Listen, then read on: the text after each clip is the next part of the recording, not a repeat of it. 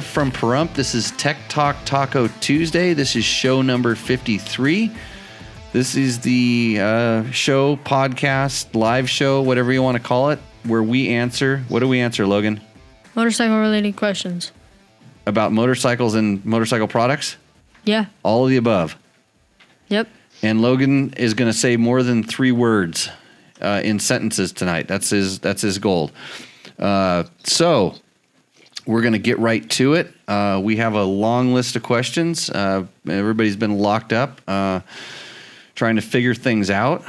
I think we have some good ones tonight. I know there's one that I want to read and answer myself there, Logan. So if you pass me the clipboard or just the papers, we're all good. Hey, by the way, this show is brought to you by DDC. It's Delaney Drive Components. They are gears above the competition. They're lightweight, Swiss cheese-like, long-lasting, super Sano, really nice sprockets. And so if you want to check those out, ddc.net. If you want to get a discount code, I think you can email me. I might be able to help you out there. Show them some support. Also, Climb is a big supporter of Dirt Bike Test and Jimmy Lewis in general. They help us out with our off-road schools. They make awesome gear. I wear it all the time. In fact, you know how durable their gear is? So what color was the gear I was wearing today, Heather? I don't remember. You don't remember? Aren't you supposed to be fashion conscious and stuff? I don't remember what color. It was kind of like that olive green. Oh, yeah. So that gear has to be more than 5 years old. It's old. And it's like, why are you wearing old gear? Well, because I'm saving my new gear for photo modeling stuff. And I'm wearing old gear that actually, it shows me how good my new gear is. Because just in that evolution, they've changed stuff. And they've just released their new Dakar gear, which, by the way, looks really good. And I'll tell you, it's some of the best fitting gear. And I'm just talking about gear I've been wearing for 5 years that still fits. But it's just the way they've adjusted the fit and stuff like that has been good. So, and even on some of the older stuff, they're offering some discounts right now. I've seen them putting some stuff up on social media. It's basically just another colorway of the current stuff. So check out Climb on the internets, climb.com, and you will probably be pretty happy if you wear some of their gear. So those people keep us in touch and help us do this. I'm pretty stoked about it. What kind of you're wearing a Climb t-shirt, aren't you, Logan? Yeah. That's good. Supporting. Yeah. But you don't wear Climb gear. Not yet. Not yet. Yeah, we could that's a good way to do it, because if you're photo modeling, you want to be in Climb gear, right? Yeah. Yeah. But you look good on that little Honda Rally bike. Okay, where's the question? So a friend of mine, Bob Coleman, sent me an email, and he said, could you discuss and recommend which GPS mounts work best for your bikes? As you know, many mounts are still poor quality and vibrate, causing signal and or power connection loss. Others don't sit right on the handlebars. Do you feel tower mounts are better than flat or bald handlebar mounts? Your insights would be very helpful. Because I'm always putting different things on my handlebars, I tend to use a lot of RAM mounting solutions. And so that's the ball mount. Those are the RAM balls. And it sort of depends. There's the standard size, which I think is like a 3/4 inch ball that works for smaller things and stuff. And then we use like this giant 1.5-inch ball when I mount rally stuff on there. And because I'm changing stuff all the time, it's just a very versatile, easy way to move things around. I know Touratech makes some of the most complicated, crazy-ass 762-piece that you assemble by yourself with detailed instructions that the instructions are half the size of their catalog. And if you've seen their catalog, you probably know what I'm talking about. Some crazy mounts. They're very specific to certain GPSs. I don't know if they're still doing it, but back in the day, they were some of the most, ones that isolated stuff. And then there's all these ones that pop up that work on different phones and stuff like that. So I found that for me, the RAM stuff works really good. Combined with different companies. Highway Dirt Bikes was making some really cool iPhone mounts that were basically indestructible. And then, there's just different, tablet holders if you're trying to put a tablet on there. For instance, with my Trail Tech stuff, and I run the Trail Tech Voyager, they have a ram ball mount that goes on the back of that. So they're interchangeable bike to bike. I actually mount my antenna and my buddy tracking antenna all on there. And then my bikes all have the pigtail for the power. And I just basically plug them in and screw them on with a ram ball, and it's done. And ram balls have a certain amount of vibration isolation, so it kind of helps there. If you hit them, they tend to move as opposed to break.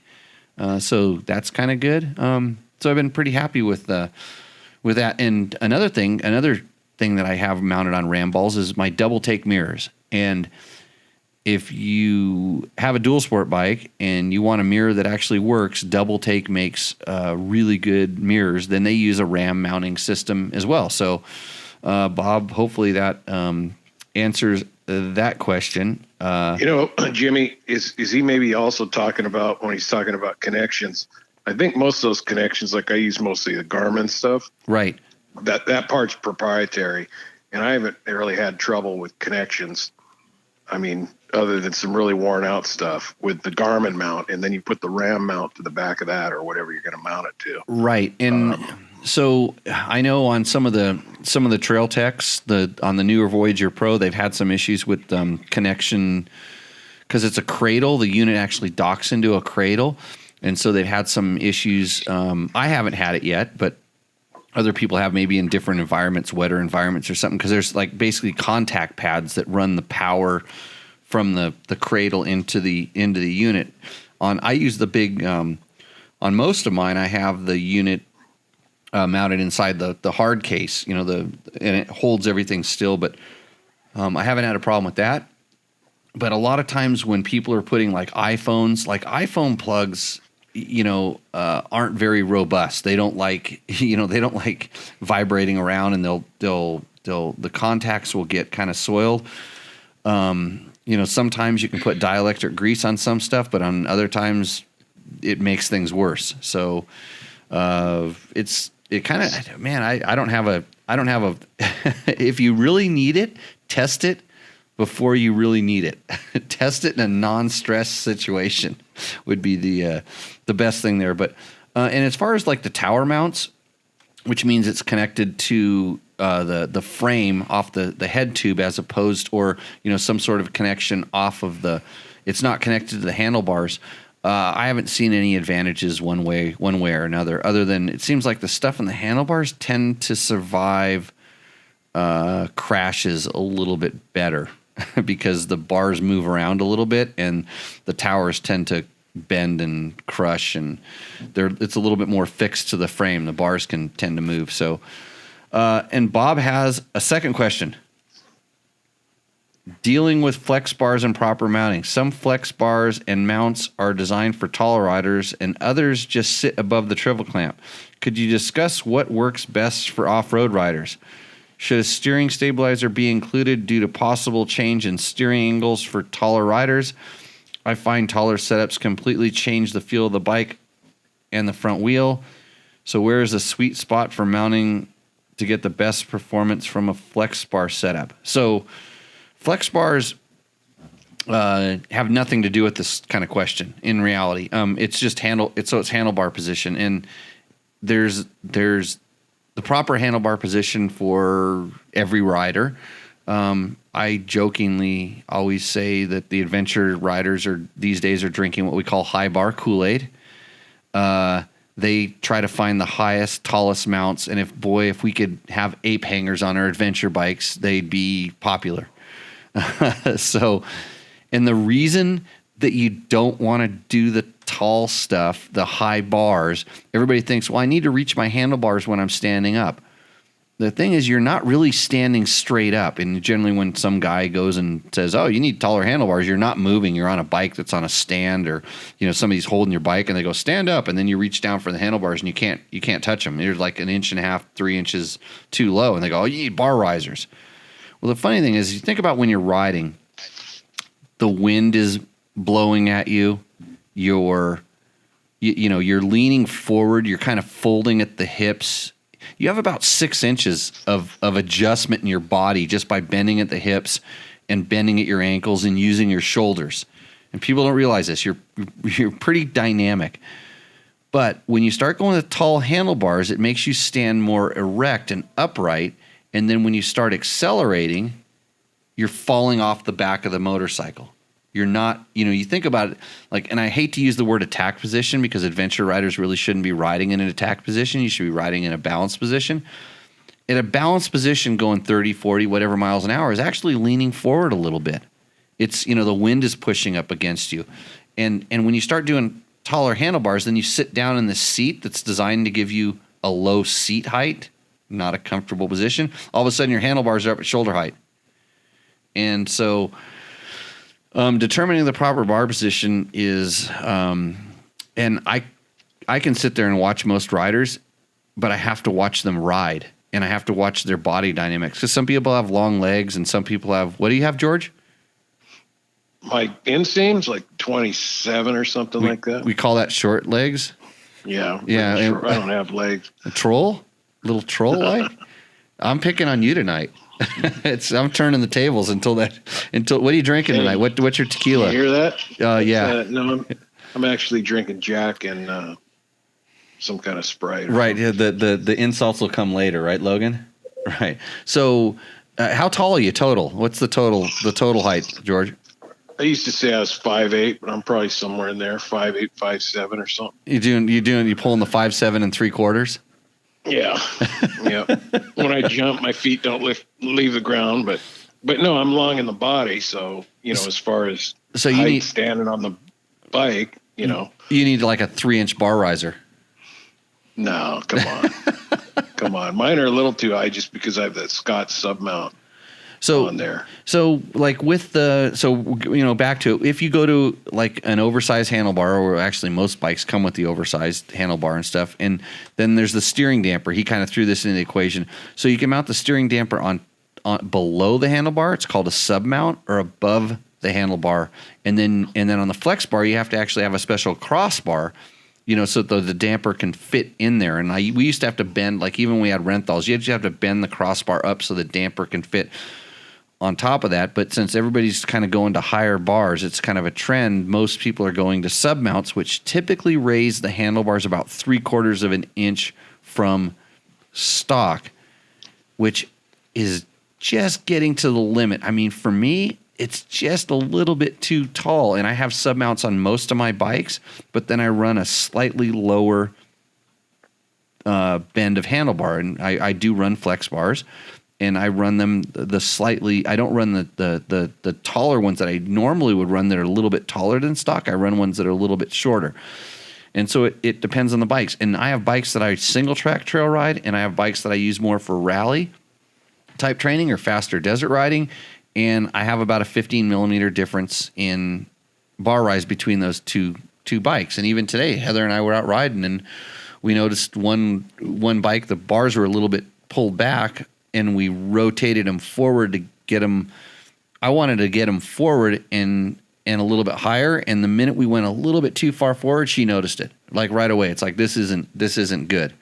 And it was because the bars were getting too far forward. And a lot of times the risers, place the bars in different spots. So it's not only up and down, it's forward and back. And it's a personal thing, but just don't make a decision with the bike on the stand, standing up level and reaching down at the handlebars. When you're riding, you're bending at the hips, you're falling forward to compensate for the acceleration. So you lean forward when you accelerate. And if you're already up and you're nice and balanced and level and your handlebars fit in your hand, when you accelerate, you're going to be falling off the back of the motorcycle. So do any of these companies work with you when you're trying to fit that stuff, Jimmy? Because you can spend a bunch of money, going back and forth and everything. Cole at Fast Company, Flex Handlebars, is really good at explaining this stuff. I mean, he does it all day long. They have some stuff there's lots of good, different risers and bar mounts and stuff to move that all over the place. I use BRP mounts, which is part of a Scott's stabilizer kit. I have steering stabilizer on most of my bikes because I've never felt a bike that doesn't like a good steering stabilizer. So, there's all different kinds of things. And when you start getting the handlebars in front of the steering stem, it makes the bike unstable. The only way I can explain that, it's easy, is think about if you're doing a pull-up. And if you actually have the pivot, if your pull-up bar is on a pivot, kind of like the steering stem of your handlebars, and the bars are underneath the pivot, and you pull yourself up, you're going to be pretty stable. It's not going to want to turn on you. I mean, you'll swing on it, but you're not going to be turning it. But if you put the bars on top of the pivot and you start doing pull-ups, if you have one arm that's stronger than the other, it's going to turn to the direction, a lot. It actually, boy, I need a physicist here because I didn't study that much that day in school. Do you study physics yet? Not yet. Not yet. You need to, so you can tell me that I'm full of it when I say this. But if you think about it, when the pivot is below the handlebars, it acts differently. And I know for sure when you're riding and when you're accelerating, it actually, and under braking when it's in front, it actually helps a little bit because all your force, all of a sudden, it's the other direction. You're pushing on it as opposed to pulling on it. But most of the time when it's a conundrum. It depends on how you ride. Does that make sense? Anybody? Do we have any physicists out in the house? I didn't help any, George? Well, it's a lever thing about how far you get away from that pivot point. The further you go, the more leverage you're going to influence that, right? Yeah. So I find that when the handlebars start getting in front of the steering stem, I don't like it. It feels like my hands swing. They don't turn. It feels like the bars swing from side to side as opposed to turn. If that makes any sense, especially when you're trying to listen to this, we need a chart on the background and. Well, they would swing to side if the further they get from that pivot point, the more they're going to move to the left or right. Yeah. Because the radius of what's moving out there is going to swing. I think if it was 3 foot ahead of the bike. Yeah. Imagine that. And it does the same when it's behind it as well. I mean, they kind of want to keep them on top. I mean, old motorcycles were way behind the steering stem. I don't know if you remember this. Like old motorcycles, they had them really far back, and it had to do with just they didn't have any way of, it was for stability really. That's why you have all these rake and trail numbers and different things that they were doing. And as they've been able to get them to handle lighter, and when they're back there, it makes the bike feel heavy. The more forward you can go, well, to a point, everything's to a point. The more forward you can go, the bike starts feeling lighter. So it's a little bit deceiving sometimes. So, okay, that was a long-winded discussion on that. Bob, you took up 20 minutes of our show. Good job. And I don't know if we really got anywhere with that, but it's interesting.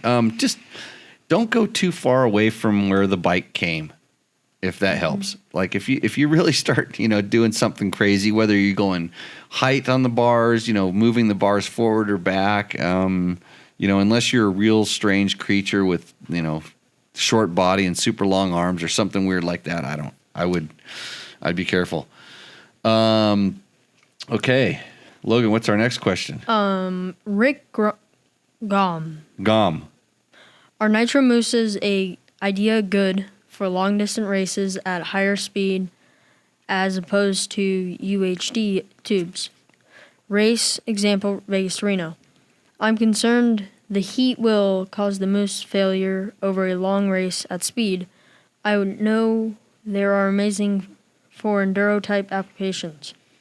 So the good thing is here is some of our guys from Dirt Bike Test, both Trevor Hunter and Nick Stover jumped in and said, we ran nitro mousses at Vegas to Reno. And so they did good because I think the guys got fourth or something. They did pretty well there. I've tested the crap out of those things, and we pulled some out today, didn't we? What were we doing today, Logan? Pulling tubes and mousses out of wheels. So you saw some that were pretty burnt up. Yeah.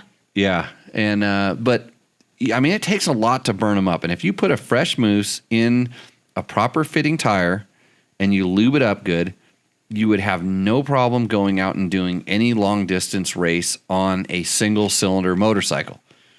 Now, if you start sticking them in adventure bikes where you're pushing, 80 and 90 horsepower and 400 pounds and you start hitting hoop-de-doos in them, how do I know this? Because I used to race a twin cylinder rally bike and we used to have a lot of problems with mooses. We tested a lot of mooses for formulation and different things to make them last. This isn't a problem for most people anymore. I would never run them in an adventure bike. It's just not the right application. But if it's like I said, proper size moose, lubed up, fresh, in a good tire, you're not going to have any problems with them at all. I get 3 or 4, maybe 5 sometimes tires lives out of a moose. I mean, you saw the ones we were pulling out today. They were what were we calling them? What do we call the mooses? What did I say? What did I say? What did I say? That is what kind of moose? Dead? Exactly. It was dead. Yeah. The moose was no longer able to keep the bead on the tire. I mean, it just didn't have it. It had shrunk. They shrink when they wear. They kind of wear on the edge. They shrink. Some of them had split and they'd come apart in the inside. They dried out. There was some that had a lot of sand in them because I ride in sand dunes every so often, and sand works its way in through the sidewalls and stuff. So, so I wouldn't be concerned with them. Nitro Moose is a great brand. They have really good products. Michelin makes really good mooses. There's a few others that I've used before, but they're not that popular over here anymore. So, hey, along those lines with tubes, I know when we're working there at your place, you always keep heavy duty tubes. Put heavy duty tubes in your stuff. Yes. So, with a heavier tube, I mean, in my limited experience, most of my flats, I don't think a heavier duty tube would have prevented it. It's like some kind of puncture or whatever. I would say that a thicker, tube would have a little bit more puncture resistance, maybe on the thorns and stuff. But if it's a nail, it's eventually probably going to go through it. If a nail's going to go into it, a nail's going to go into it. But I run heavy duty tubes. I don't run the ultra heavy duty tubes. And I use Kenda tires, Kenda tubes. Kenda makes a heavy duty and an ultra heavy duty. And excuse me. Wow. Yeah. The ultra heavy duty for me is kind of like overkill because where sometimes it adds a certain amount of weight, and I think that if you're going to really hit something hard enough to pinch it, where it's just squeezing the crap out of it enough to make it split.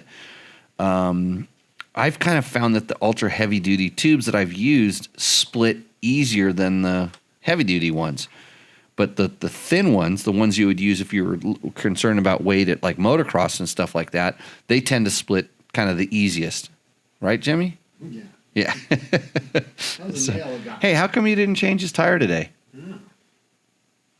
I was doing a lot of tires. Yeah, that would have been an easy one. He rode on it flat for a long ways. Yeah. Yeah.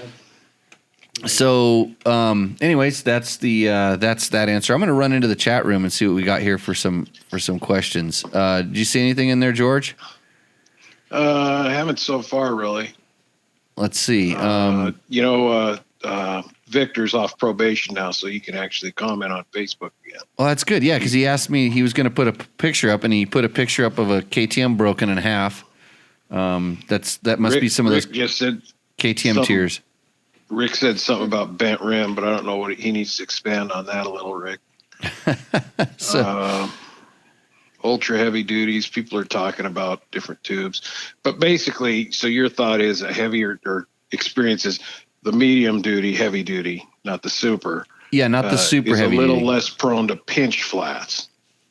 In my experience, that's essentially what I've found over all these years. When I put the super big, thick, Bridgestone makes some, Kenda makes some. I've seen a guy, it's like SRT or someone makes a super heavy tube, and every single one of those tubes I've ever put in its life ended in a pinch flat somehow. And I don't think it was like I was running like extra low pressure because I had a heavy duty tube or anything like that. It just, they all pinched, so that was my experience. So I've stuck with and when I raced desert, back in the day, I used to run heavy duty tubes. I was sponsored by Metzler, and we ran their Metzler heavy duty tubes, and I had good luck with them. And I stayed. A lot of guys were running Moose at the time, and I stayed away from Moose because I was not getting flat tires with my setup, and I wasn't running ridiculously high pressure, maybe 15 or something like that in the desert. So, yeah. Because I just so rarely get flats, and they're usually punctures. But I'm just a putter. I'm not likely to really bash over, a rock or something like that. Oh, but you hit the stuff everybody hits stuff on accident. So, okay. Jeff Prost, are you stoked for Shorty moving to Yamaha? Yeah, I'm super stoked that he's moving to Yamaha. I think it's great. I think it's awesome that he's out doing rally riding and stuff, and he gets to keep doing it. It's good. There's a lot of hubbub about changing a lot of those rally rules or something, I guess, to lower injuries or whatever. Have you seen any of that flying around? They're never going to do that. I mean, some of the commentary on it is just silly, but it's people that don't understand. I mean, if you put guys in a race and you have a checkered flag and you say go for it, somebody's going to go for it. And whether you put them on hurt on mopeds, 50s, we've proved that. Yeah, you can get hurt on a 50 and a flat track that has no bumps whatsoever, right, Logan? Yeah. Yeah, I can get hurt on a dry lake bed. I mean, they're talking air suits and all kinds of crap. Well, I mean, I guess that's technology will catch up to this to make it safer to some degree. But yeah, they do that. I mean, they tried to mandate neck braces for a while, and now air suits, and I'm glad they're having the discussion. But it's racing, and people say, "Oh, Dakar is so dangerous." It's like, where else do you race? 12 days in a row. You're doing 12 Baja 500s by yourself every day after day. And I mean, yeah, you're going to get tired. Fatigue's going to set in. You think about that many miles of that many guys pushing it that hard, you're going to have stuff is going to happen. If you ran the Baja 500 12 days in a row, you'd have way more accidents because there's way worse medical assistance and stuff down there. So there's a lot of different things there. Okay, what's our next question, Logan? This is Trevor Hunter on. No, he answered the Vegas Torino question. Yeah, and that's that one there. And we need to move down. Vidmoto, second page. Second page. George has a copy of this. Vidmoto. Okay. Been going through the archives the past couple months. But now the stay-at-home orders are in place. I'm especially thankful for the being able to listen to these old shows. Is that what he said? That was it? That was it. That was it? Unless he went on to... No. I think he continues on, bought a Husky TE300. I think that's Michael, though. That's a different guy. Yeah. No, thanks, Vidmoto. Actually, Vidmoto reached out to me because he does video production stuff, and he said... he'd like to help us out, and I definitely need some help there, as you can see by all this stuff. It's a tough job here putting all these things together, and especially if I want to go riding. Jeff Prost asks, will Shorty help Yamaha develop the rally bike? Help all Yamaha bikes or what? I think that they are going to build a new rally bike. Their current rally bike I think is off the older frame, and I'm pretty sure they're working on one based on the newer frame, newer engine and stuff like that. But I don't know for sure. But I think that he's he'll ride the wheels off of it. That's for sure. If you want a guy to go out and test, he likes to ride. Let's see. Next question. Michael Bellini. Bellini. Bought a 2020 Husky TE 300i last July. Rode in Michigan and Colorado last summer, and the bike ran well as I can tell. First two-stroke. Late summer, the dealer said Husqvarna had a reflash for my ECU. I shipped the dealer my ECU, and then they reflashed it. I reinstalled and rode the bike for 2 days in Michigan. Again, the bike rode fine, except it felt like had more engine braking. I changed the gear oil and have ridden it around the neighborhood once a month this winter with no issues. This weekend, the bike started with the choke pulled out, then shut itself off.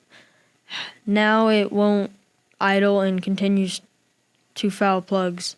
I cleaned the plug and rode it around the town aggressively tried to clean it out, but it continues to foul plugs and won't idle. While riding around town, I've had to keep revving it to prevent it from stalling. Sounds like his enrichener's in the wrong position or something. So it's a 2020 300 TPI Husky, and so I actually was curious about this. So I started emailing back and forth with. Got to give me the name. Oh, Michael. Yeah, Michael. So I emailed back and forth because I'm always kind of curious about. I needed a little more information, and so what's the first thing I would say? What was the last thing you did to it? What was the last thing you actually did?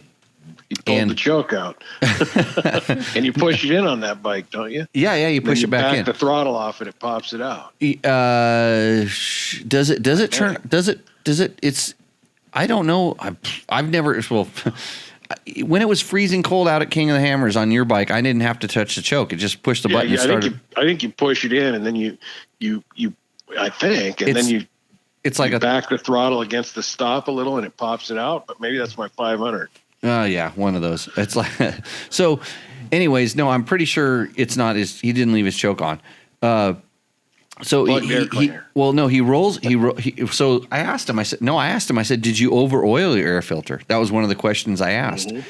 I also asked. So when you're riding it around, like the times you rode it around, are you riding it like low RPM, medium RPM, or like never really cleaning the bike out? And I don't know his riding ability level. And some people they turn the throttle half and maybe 3/4, and they think they're cleaning it out. I mean, they think they're letting it. They're kind of afraid to really let it go into overrev to really clean the bike out. So I was kind of curious because he says he after the reflash, and I know that the reflash is good. After the reflash, he said it worked perfect a few times. So it was. I started looking for other things, and he also sent me a picture of his spark plug. And the funny thing is, he sent me a picture of the spark plug, and because he said, "Look, I put a new spark plug in here, and I rode it around, and it's black." And he sent me the picture of the spark plug shot from like a 90-degree angle, looking straight at the side of the spark plug. The long way, not at the tip. I mean, I could kind of see the tip. But when you read a spark plug, you read it down inside the hole of the tip. I mean, this is from old two-stroke days, by the way. And if it's like the porcelain, right? Before the contact. It's the porcelain and all the way down into that, way deep in that channel. That's where you're really looking at. And the funny thing is, if you do a spark plug read, the way we used to do it is you would warm your bike up and you'd ride it around. You'd stop, you'd take the old spark plug out, you'd put a new spark plug in, and you'd go do a run. You would never let it sit and idle. You'd never let it warm up in that spark plug. It would be warmed up, and you'd take it and you'd do a run, and then you would read the spark plug. And when you shut it down, you'd run through the gears, wide open, and you would just shut the throttle and stop. You'd literally skid and stop. You just kill it. Kill it. Yeah. Like that. That's how because if you rolled off, you're getting a different kind of read. What you're seeing. So it's deep down inside that tip. So I think he was, it looked like the threads of his spark plug were kind of dirty and black. What did that light come from? How did that light turn on? Timer. No, it's not on a timer. It's like half on. Yeah. What? Who turned the switch on? That was weird. Anyways, so running.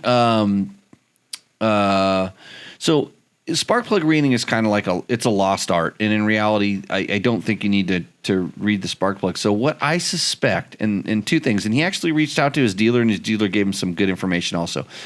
His dealer told him that the hose that goes up to the sensor, the sensor that is now the ambient pressure sensor that is kind of located on the it's kind of hooked up to the oil reservoir, the oil injection reservoir. That's where they have the he said to check that hose to make sure it didn't have become plugged or gummed up.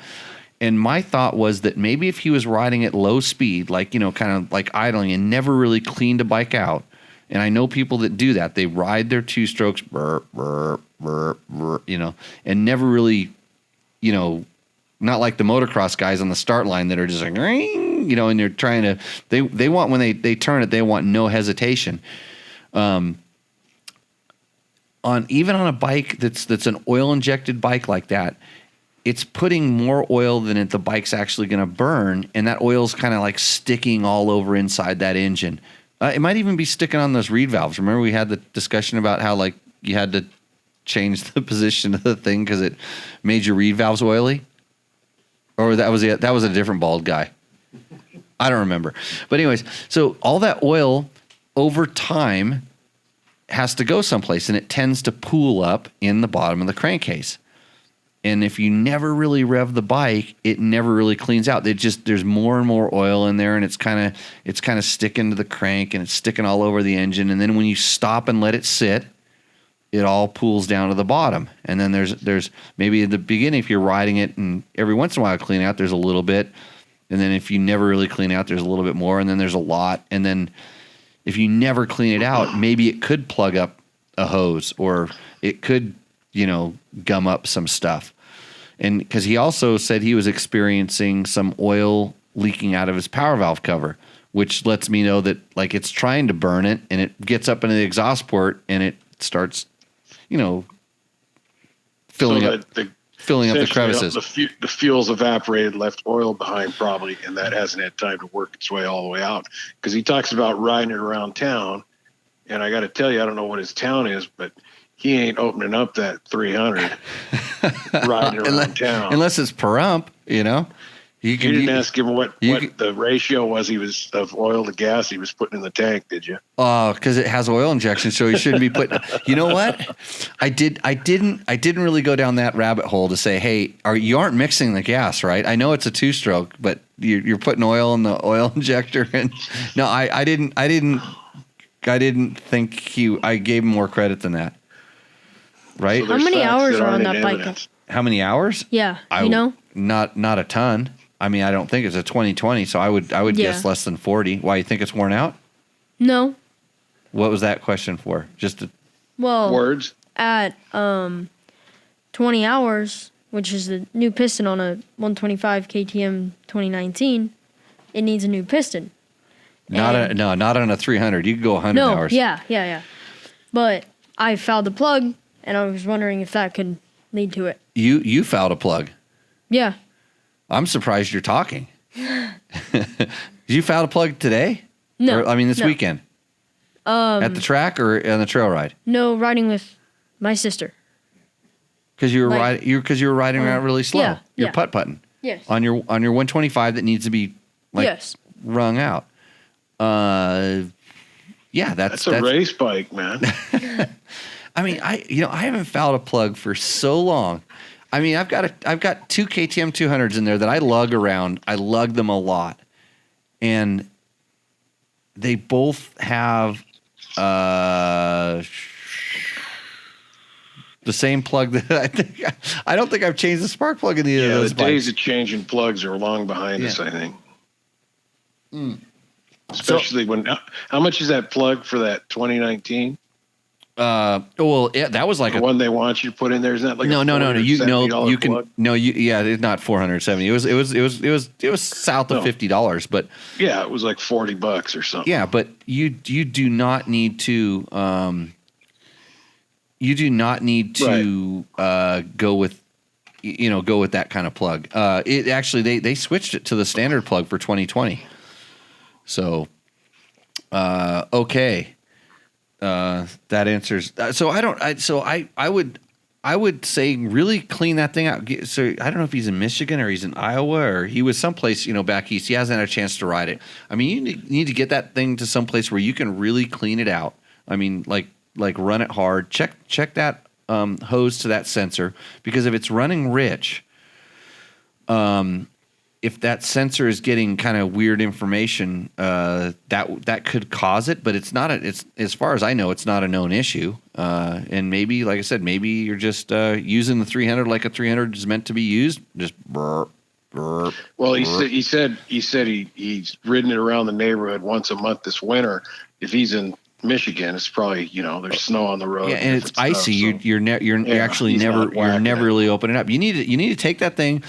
And so warm it up, and then take the thing and take the throttle and turn it wide open. Just go ring, ring, clean it out. You can do it. You can do it without riding any place. And if you're not blowing out exhaust out of that silencer that has no oil vapor, well, his pipe may be pretty gummed up right now too. Because I mean, if it's spitting it out of the power valve cover, it's definitely gummed up inside the pipe and stuff. It's going to take a lot to clean that thing out. So you're probably never going to put a new exhaust system on it, and then rev it and clean it so there's no more smoke coming out, and then you've cleaned it out. So, but I think your exhaust system has enough in it. Like I've had exhaust systems that have a lot of like oil put into them, actually. So I had friends that used to play jokes, and so it wasn't uncommon for someone to take 2-stroke oil or any kind of oil and pour it into the end of your muffler. They even did this on 4-strokes to different people at different times, to pour it in there, because your bike will smoke like a sieve. We used to go to, remember Speedway, Heather? When we sent Chris Alamangos out at Speedway and we poured like a quart of oil into the muffler on the XR100.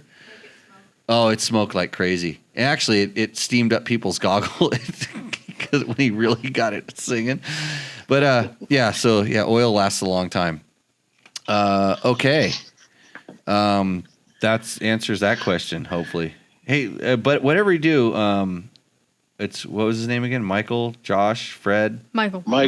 Let me know what you figure out, because I want to know the answer to this one for sure. Actually, I should go start up Jeremy's bike, and that's been sitting here for 3 months without being started. I should go ride. I actually asked Heather if she wanted to ride it, and she says, I don't like riding Huskies because they vibrate. She's coming from 1987 Huskies. They still vibrate. More than KTM's. It's the same as a KTM. I don't know what it is, but it's a 2-stroke. I'm reading the comments. Mike says he rode it like crazy last night, but he didn't post what his result was. Yeah. I see Dirt Bike Mike's his handle on here. He says he rode it like crazy last night. A couple things up. Huh. Yeah, I think that's... Well, post up, Mike. What was the result? Did it all burn out of there or what? And is your crazy half throttle, or is it running? Is it running clean? That's what we want to know. Is it running clean? And how is that? That hose, the hose to the ambient air pressure sensor? Okay, Logan, give me that thing. I'm reading the next question. You're busy pushing this is buttons. a good one with a name here. Go ahead. Got it? You want me to do it? Yeah, you got it. Yeah, Jordan who breached, I think. Did you practice that? Jordan no, who but breached? I've been looking at it. Jordan who breached. Right. I don't know if that's right. New injected KTM throttle position sensor setting and initialization quoted mentioned in the manual, which, as I recall, wasn't that just like start it and shut it off or something a couple of times when you change altitudes? I don't remember. No, that's he's talking about the he's looking for the actual voltage that the throttle position sensor is supposed to put out at zero throttle.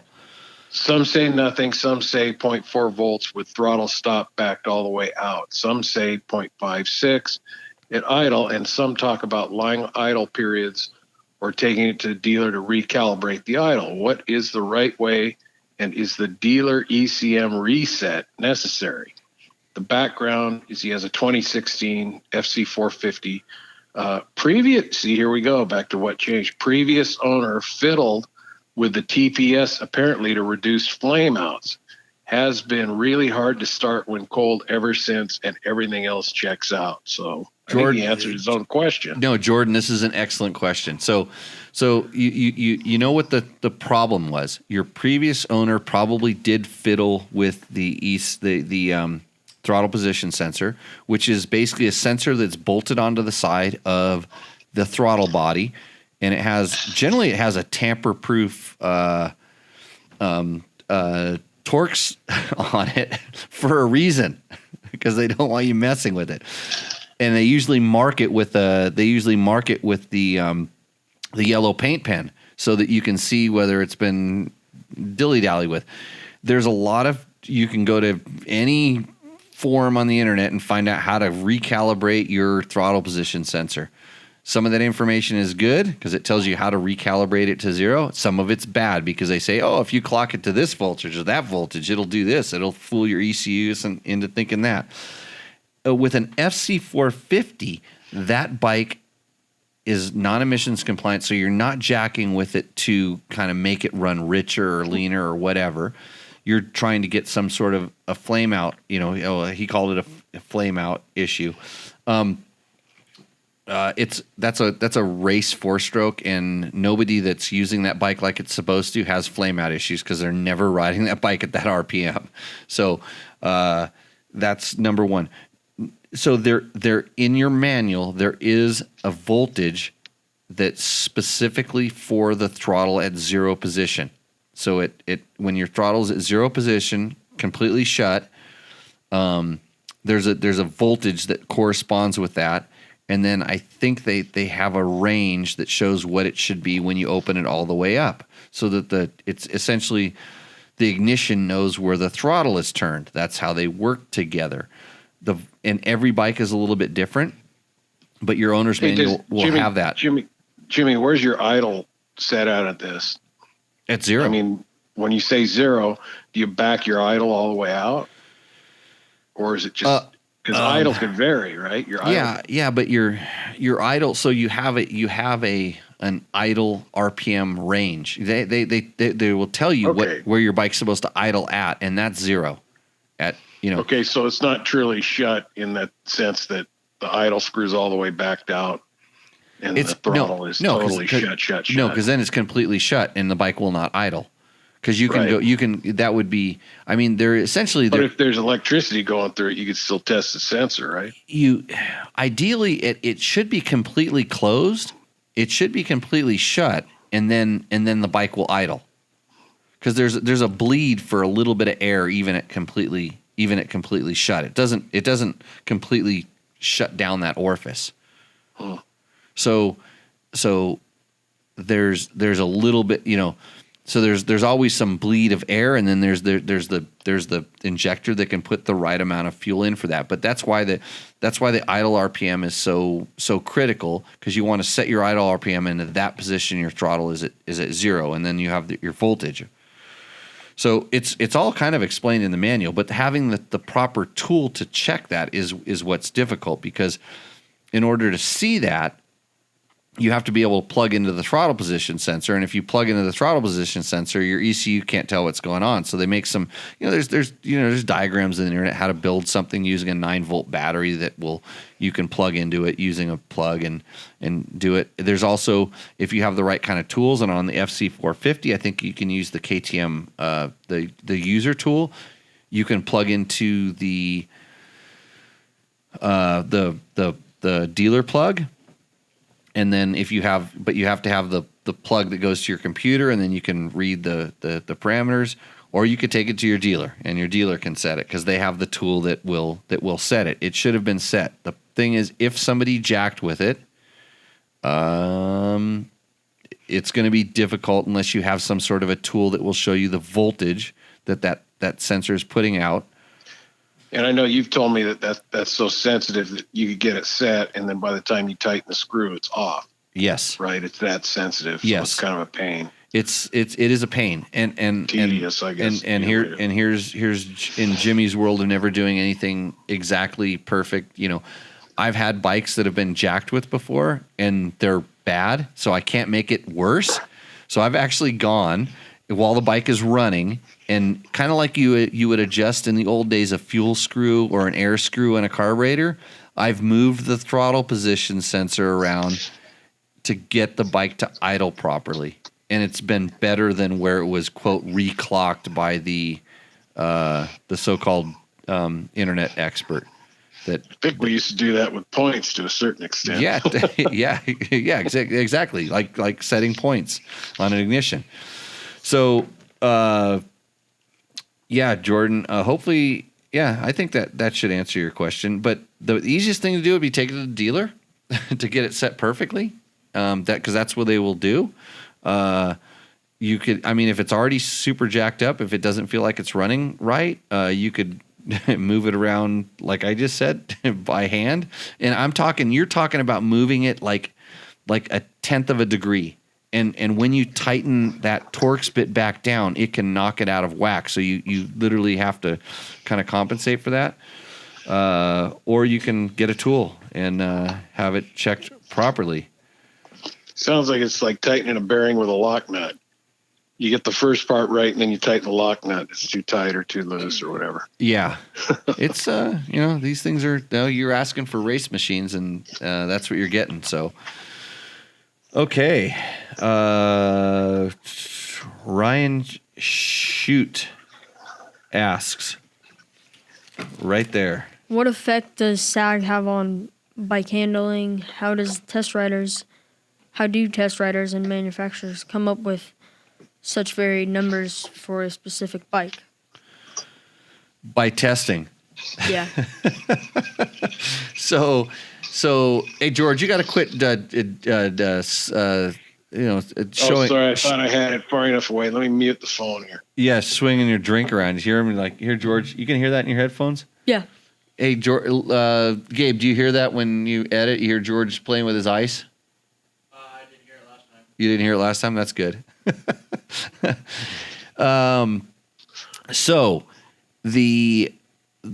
how do they come up with the sag? I'm pretty sure that like in the computer generated world of stuff, they have an ideal ride height for the motorcycle. They know how long the shock is. They know how much they want the we'll call the static sag, the sag of just the weight of the bike. They know how much they want the bike to sag with the ideal weight rider, and then they actually go out and test it. So in the manual, and I always refer back to the manual. I know you hate to look at those things, but they're actually really good information inside of those manuals, and it will tell you what their recommended ride height is, and usually it's a range. Usually it's maybe from like 100 to 110 or 110 to I haven't studied a manual lately, taking my own advice. I was actually looking at one today. Actually, the picture I put up for this podcast was a picture of some sag, so I should have read it, but I know how to check sag. So they give you a range, and generally right in the middle is where they, quote, want it set. But the reason that it's adjustable is because it changes the way that the bike works. It changes the attitude of the motorcycle. And so you start thinking about it. You kind of, you hear like race car drivers talk about balance, like the balance of their car. And it's the same thing on a motorcycle, except we don't have four wheels. You're only dealing with two, which makes it kind of easy. So it's kind of forward and aft balance. And the easiest one to adjust is sort of the sag, or the most critical one to adjust is sort of the sag. And so you think about it, when you're doing that, the bike is sort of pivoting on the swing arm pivot and the front axle. It's how it moves depending on where your sag is at. So I always start with their recommended. Now, when we go to like an intro, when we're testing a brand new bike and you're there with the manufacturer, and they always, before every rider gets on, they want to check the sag. That's how critical it is. They won't let me hop on it after Trevor rode it, because Trevor weighs 160 pounds and I'm 200, and I need to adjust the sag or the bike's not going to work properly. Generally, we're 2 turns of spring preload apart. If I hop on it, they need to screw 2 turns in, and if I come off of it and Trevor wants to go back, they'll take 2 turns out. That's just a kind of a rough estimate. But they want to get the right height. Then you go ride the bike, and you say, I think that it does this, or I think it does that. Then maybe you make an adjustment to the ride height. And so typically when bikes tend to be unstable, or the steering is a little too knifey, or maybe the rear end is a little bit harsh, they'll say, hey, take some preload out of the shock. So you're lowering the bike down. Or maybe this turning is sluggish, the opposite. It starts packing in the suspension. It feels vague in the front end. It doesn't exit turns right. Then they'll say maybe you need to add some spring preload. And the same can be done also for the front. And usually with the front, there's some bikes that have spring preload adjust on this fork, so you can, add preload to get the front end to ride higher, or take preload away to get it to ride lower. You can also slide the forks up and down in the clamps a certain amount. And so how do the manufacturers determine the proper setup? In their computers and all in everything, when everything being ideal or whatever they set it at, they kind of set it at standard, and that's the way the bike's supposed to work. And then when it comes over, when you actually get the final production bike that's been tested, and when they test it, they notice, hey, this bike's like riding a little bit high in the front. They may set the forks standard. They may slide them up in the clamps a little bit more than where they initially wanted. They may deliver the bikes with a little, at that point, less spring preload to kind of turn the bike, to pivot the bike down if that's what they felt better. But then you get it here, and all of a sudden, it works differently. Even though the manual tells you to set it like this, with the media, they'll actually start having you, they'll guide you along. They'll say, hey, this is standard, but we found it works a lot better at 102 as opposed to 108. And they go, okay, so you try it, and you see how it is. So, and then if you're a taller guy that rides more over the back of the bike, you may need more spring preload than a guy that rides over the front of the bike. He may need more preload on the front fork. So that's why it's adjustable, and it does affect the handling, and it's where to start. But I always start, generally with whatever the manual says, whatever the baseline is, or if I'm working with one of the manufacturers, they'll give you a guideline. They'll say, hey, we think it works better here. They usually know. They've ridden the bike a lot more than I have at that point, and they're going to just save me a lot of time of going to try something. And if I don't like the way it feels, I know which direction to go. There's all kinds of changes you can make based on that. So hey, let me ask something about just generally on sag. So if Logan and I were to get on the same bike, and we both set the static sag, okay, the starting point, and then I get on it, I'm going to need a whole bunch of preload. In fact, maybe to the point that my static sag goes away, right? Because there's so much preload on it. If you're static, if it's just just say a normal box stock bike. If your static sag goes away, that means your spring is way too soft. Right. Now, on the same sense, if Logan got on it and he gets on it, and we set his start at the same static sag, and then he gets on it and we set his sag riding, and he gets off it and he has like 3 inches of static sag, right? Wouldn't that kind of be the same? He'd have to get a lighter. He'd be sprung too strong, right? Yeah. If he hops off of it, if there's like I guess I have to. If we set the rider sag, Rider for sag. Logan, which we'd probably say back it way out. You know, we'd probably have Right. to take a lot of, from where we started with static sag, we both started at the same spot. Yeah, static. So static So sag he gets on it. It's usually like an inch or Right. 3/4 of an inch to an inch is ideal. If you get 3/4 of an inch to an inch and then you hop on the bike and then you're down, or that's 35 millimeters roughly, and then you get on it and you do the sag with the rider on the bike, it goes down to 100 millimeters or 3 3/4 But let's inches say, roughly. so with Logan being light on the end, we'd probably take preload out to get it to the right sag. And now our static sag would be Top really, really long. And Right. we'd have to say, we could easily conclude, okay, now he needs a lighter spring. So you want both those numbers to get close, right? Yes. Yeah, and there's charts that kind of determine that stuff that kind of show you where it's at, but it's like I say, that's they set them up for depending on the size of the bike, they set them up for what they consider their average rider to be. That's where they determine. They don't just throw any springs on it; they set the springs for that. So. Okay, what's our next? Where's our next question? This is about the Husky FE501S. Brian Hamner asks, any thoughts on how the 501 non-S compares? I can play either in my state, but the non-S is a grand cheaper. I ride trails more than street, but interested in both. Brian, if you do not have to have the S, I would get the non-S, especially if it's $1,000 cheaper, because there's just less stuff to break on it. Little things, just lights and stuff like that.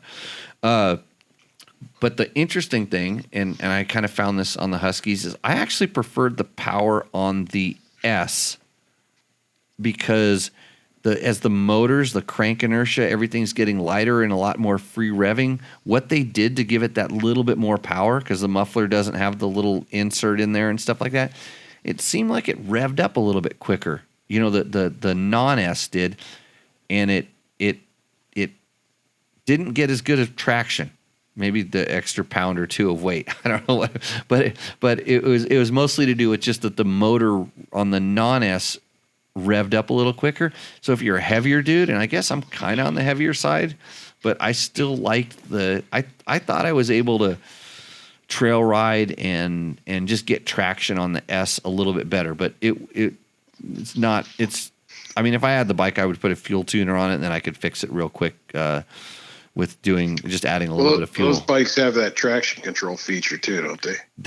They do. The non-S has the traction control button on it, so it has the two different maps, and which is good. I would rode go that bike around. I liked it. I would go with the non-S every single time, no questions about it. But knowing that I would kind of play around with the power delivery a little bit on either of them. And in all honesty, on either of them, I would change it. But the non-S had that, what was it, 2 settings for mapping, and then you could put traction control on and off or something? Is that how that was? I wrote it a little bit. Yeah, the traction control didn't help. It didn't seem to do much. It didn't seem to do much where I was riding it and what I was doing. They've made a pretty on the motocross bikes. They've actually made the maps quite different, and it's noticeable. And I don't think that's come that far on that particular bike just yet. So well, I'd say if he's got to put turn signals and lights on it, spend $1,000 and get the one that's all ready to go and start riding it. I mean, he might get a $1,200 check here for this. No, he doesn't need to spend actually usually in a state like that you don't need to put the turn signals on, so it's not an issue. So Chills to You asks us, how is the smoothness of this bike? I had a 450L, modded it with a pipe and a Vortex ECU. It would put my hands and backside to sleep riding it for 20 minutes on the street, still chasing after the high-performance trail bike that I can ride to the trails. if you had a KTM 500. if you had a Honda 450L, and it doesn't matter what you did to it, and it put your hands to sleep, do not get a Husky or a KTM because the Honda is way nicer on the street. The motor seemed like everything about the motor is a little bit more like balanced and a little bit smoother, and so I don't know that what you did, like when you start changing stuff like the Vortex and all that stuff like that, it can make the bike run a little bit funky. It could make it vibrate more. So, but I don't know that you're jumping to the Husky is going to make your road commuting that much better. I just don't care because I treat it as a dirt bike, and if you want a dirt bike, you're never going to have good performance on the street. There's no magic unicorn out there. That's for sure. What's our next one, Logan? KF says he's an old novice rider coming from a YZ 426. Should he get the Husky 501 or the KTM 500? George, what do you say? Well, is that what he asked? Because all I see is this or the KTM. Is he talking the YZ? No. The Husky. He's coming off. He's actually asking about the Husky or the KTM. It doesn't matter if you're coming off a YZ 426. You're talking about light years of difference. You would love either of those bikes. They'll both be awesome. I always say KTM 500, don't I? Yeah. Yep. Yeah, but it doesn't have a linkage, and you're coming from a Yamaha, and your Yamaha had a linkage, and you know how that, if you're racing, More parts to fail. Yeah, no, whatever works. Hey, somebody asked about what tequila it is. This is my my Valentine's present. It's my Siembre Valles. Yeah, that's what I'm having tonight. What are what's our next question, Logan? Well, hey, I want to know first what Heather thinks of your Ron Jeremy mustache. Heather, what do you think of my caterpillar that's growing on my lip? Ron Jeremy. George is calling it a Ron Jeremy mustache. Again, not my favorite. Not her favorite. Yeah. Yeah. So, okay, what's the next one, Logan? Marcus Smallwood. Nothing wrong with a 12K bike. Hey, speaking of a porn name, what's that name again? Marcus Smallwood. Yeah. Marcus what? Smallwood. Go ahead. Nothing wrong with a $12,000 bike, especially not when it's a dual sport and that well designed. You can commute on it. High seat allows for great visibility. It's just not the ideal highway bike. But hey, on the dirt or in the city, it's a winner. I agree. Yeah, you're talking. $12,000. That's a lot of money. But you think about what you're getting, and there's very few other motorsports or sports in general you can buy something that's that high performance, and the thrills per dollar are pretty high on the current bike. So yes, Buy agreed. a Raptor. What does a Raptor cost? Ford Raptor cost? So you can buy a Raptor, brand new one. They're up there. Yeah, and they still don't drive like a trophy truck. But Pretty close. So. Yeah, I can ride that Husky across the desert as fast as you can drive your Raptor. Easy. In Much parts. lower price. So I can't listen to the stereo like you can, but No.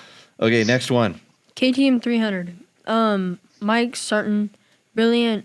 I have really been tossed up whether to buy one or not, and this has nailed it for me. Well done. We'll be paying the money.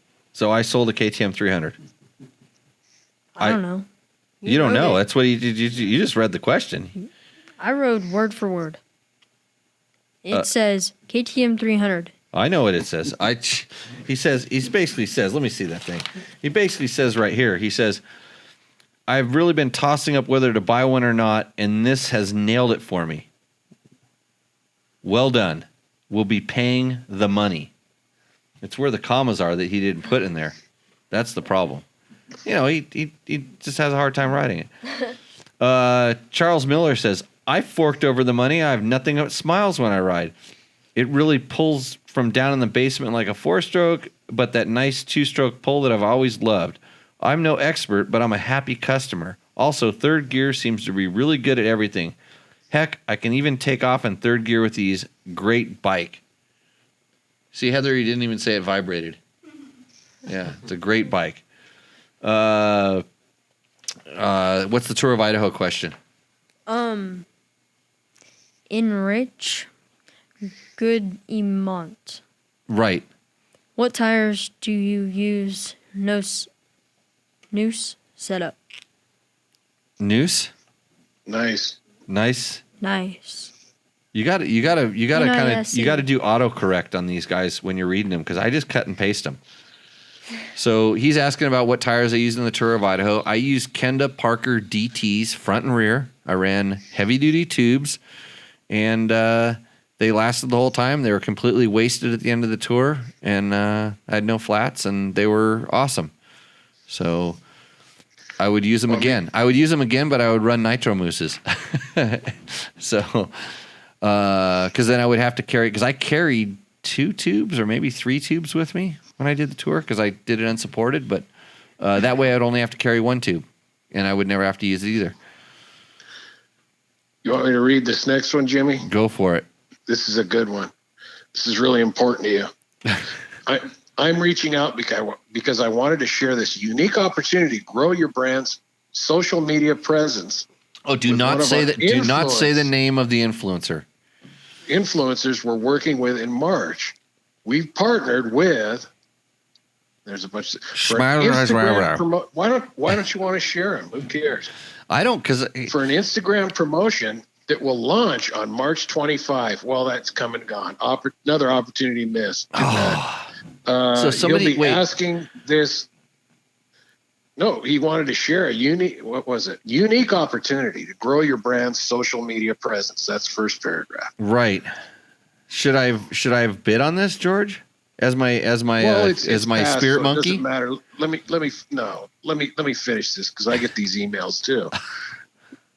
You're that popular? 1.1 million followers on Instagram to follow a group of brands in order to qualify to win a prize. So you have to qualify. Okay, these brands will be participating in a, quote, group buy that will allow them to gain exposure and qualified targeted followers from his audience at a fraction of the cost. So you're going to save money to spend money. Here's I have to, okay, full disclosure here. This is the stuff you ought to be sending out, because if 2 idiots hit on it, you're making more than what you are now.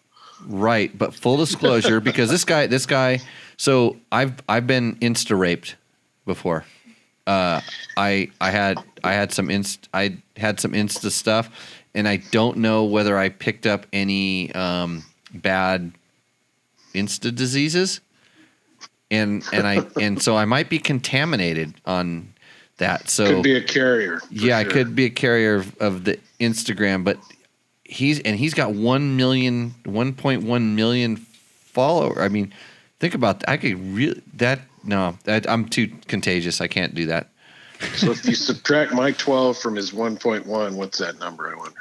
So anyway, it's 1,900,988. Did I do that math right? Wait, there's more. But wait, there's more. This is him again.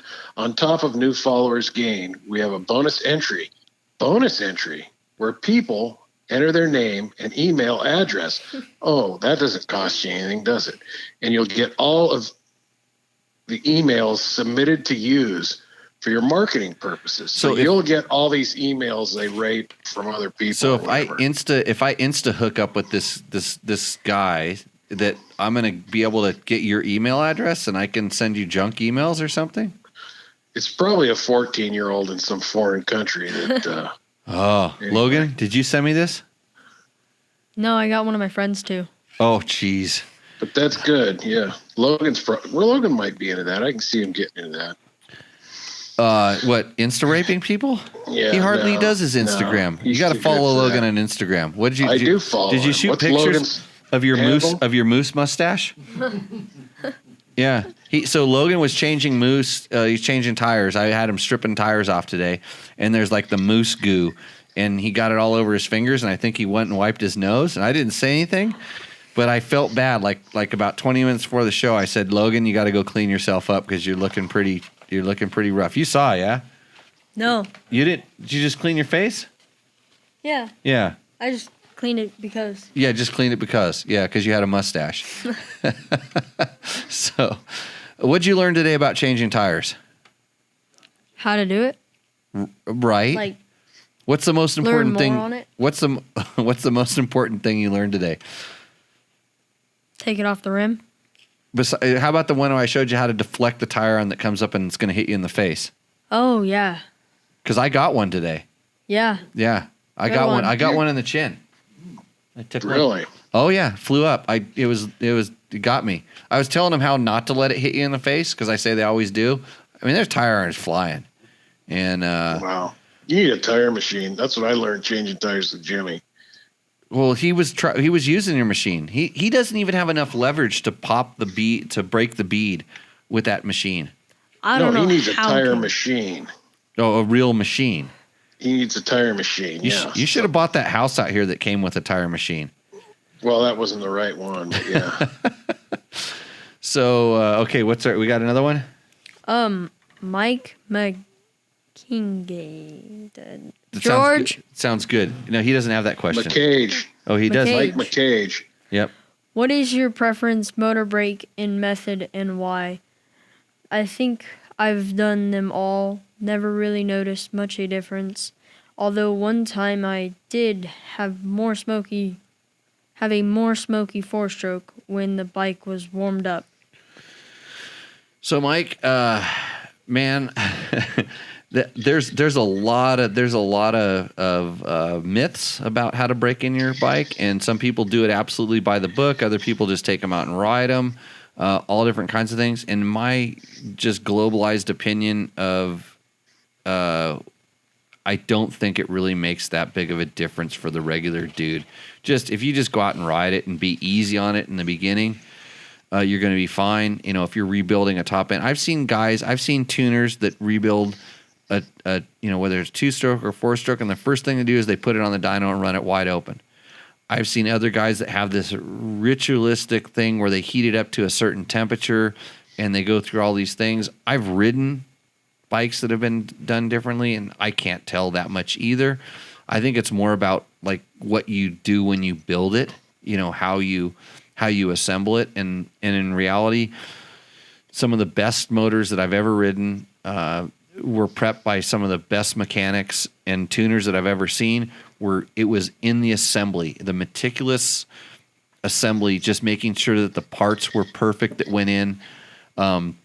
Making sure things like ring end gap and valve lash and torques, the way that they torqued the bolts that were anti-seized at the threads, and just the level of that. I think if you've got a motor that's done like that, you can just take it, fire it up, hold it wide open, and it's good to go. All that bedding in and seating in, I'm pretty sure there's something to it, and you can probably, if you could figure out what Formula One teams do, I think those motors are kept on a heater the whole time, right? They don't let them cool down, or they heat them up, they preheat them up and stuff like that. I mean, maybe that would be where you'd go, but does it really matter? I mean, does it? I just want my bike to be durable, and I want to have a good time on it, and I want it to run properly, and that's. What I've heard over the years and kind of subscribed to was, don't lug a brand new motor, don't necessarily way over rev a brand new motor, and don't hold it at one constant speed for a long time, which in your world you never doing really. Mm-hmm. But and then the only other thing that sort of made sense to me was the guy said every now and then just close the throttle when you're riding along, because the vacuum might create some, oil draw up towards the cylinder or piston rings or something like that. But even those tolerances, I think, are so tight now, that's probably not really happening. But yeah, just for a little while and then just whack it. I don't think you need these long break-in periods and BS. Yeah, I think, like I said, the manual will tell you exactly how they want you. They want you to break stuff in, But that's pretty conservative. Yeah, I've just been, I just take them out, and I know that some of the manufacturers break the bikes in on dynos, and I think the reason they do it is because they want to give the ones that run a little bit better than the other ones, because there are production tolerances to certain media outlets that actually might feel that difference, and or they want to weed out any bike that may not be up to spec, and quote like a lemon, which is kind of rare, but that kind of stuff does happen. But as far as after I put a top in and stuff, I usually my routine, honest to goodness, my routine is let's say I put a top end in a motorcycle. I'll start the bike up, let it idle for a little while, rev it a little bit, get it to where it warms up, and then shut it off and let it cool down. I might do it one more time, and then I take it out and for the first 10 minutes, ride it easy. Just mostly it's so that I find out that Jimmy didn't put the circlip in good, and instead of launching the whole thing, it makes a squeaking noise, and I go, I got to take it apart, which rarely ever happens, but it has. But I've never noticed that big of a change based on how I'm breaking a motor in. Hey, did you guys flat track today? No, just change tires. Yep, Yeah. just change tires. Huh? Yeah, it was a 2 to 5. 2 to 5, logging those hours. Kip Boosie asked the question: if you're long-legged and ride all terrain, is it more desirable to lower pegs rather than change the seat height? Also, a tall rider should move the pegs back a little. So, Kip, my answer to this is, lower this. Well, is the seat too high? Let's see. If you're lowering the foot pegs, you're trying to raise the seat height, I guess. I don't like lowering the foot pegs down because it puts my feet closer to the ground.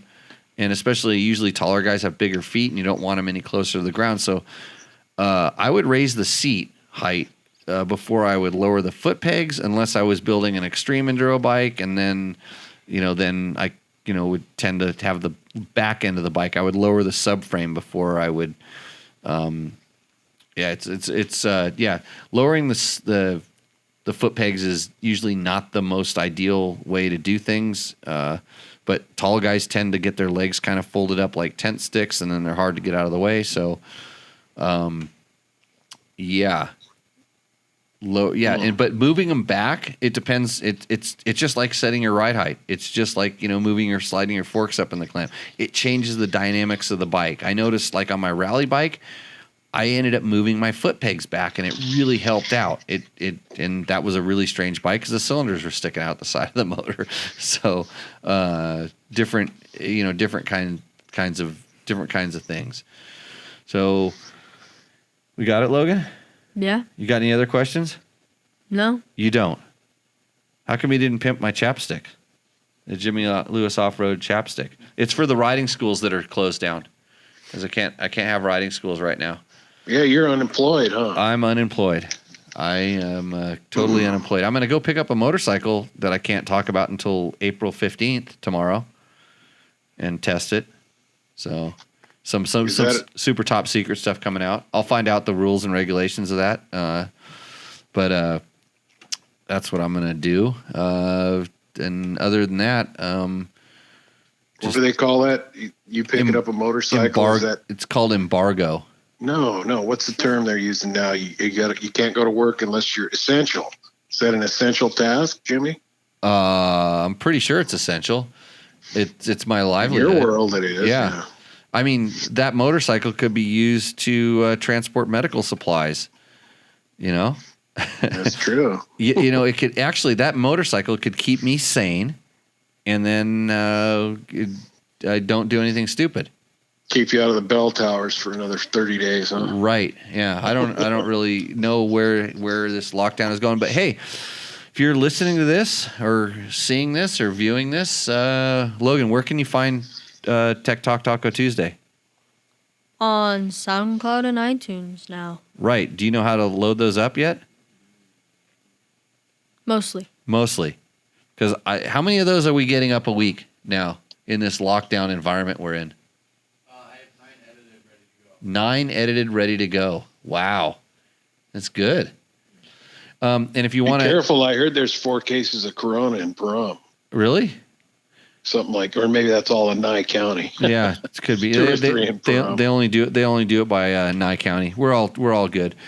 And so I'm paying Gabe and Logan by the episode. So if you want to donate, I'll figure out how to do that really quick because we're gonna try to keep the kids employed around here.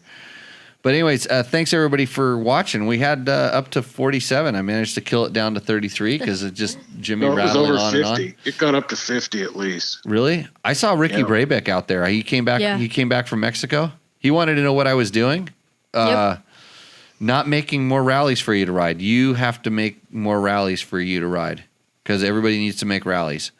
When's Andrew coming out? He's making rallies and stuff. I saw that on his Instagram. He's making rallies too. We're all making rallies. I was out riding. Mason's even making his own rallies, I think. The problem is all the software is changing right now to the newer style, the newer lexicons, and with the coloring and all that stuff. So if it doesn't update, then essentially the stuff we make right now could be outdated. But they're working on it. There's guys. There's smart. There's people a lot smarter than me that are working on that stuff. So it'll be super awesome. Hey, by the way, thanks everybody for joining in. We will be back next Tuesday with answering more of your questions. I'll learn something new between now and then and tell another story, right? Yeah. Yep. You're gonna be doing those mooses all by yourself next week. Okay. Okay. That's good. That's all I needed to hear.